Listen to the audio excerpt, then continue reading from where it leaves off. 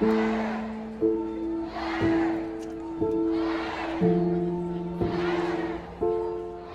this picture, a small girl marches in the midst of thousands of people in the downtown area of Greensboro, chanting and championing the same ideal as all around her: change.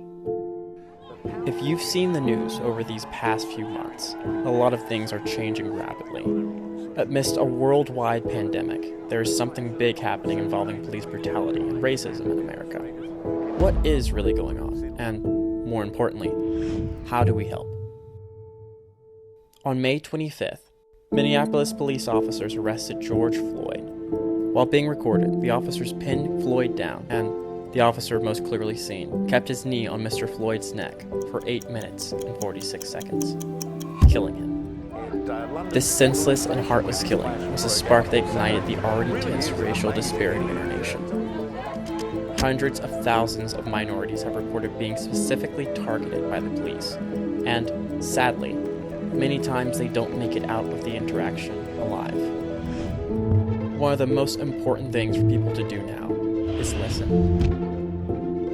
While some of you had just learned about the long history of police brutality towards black people, we have been living in its shadow for years.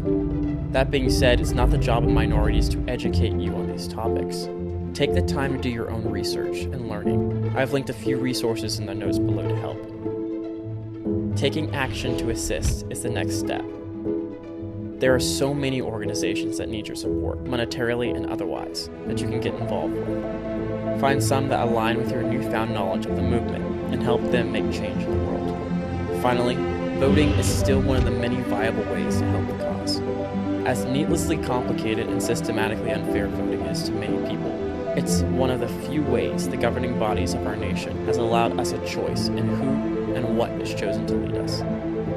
Making our voice heard here can echo throughout the rest of the corrupt institutions. Abolishing white supremacy is a daunting task.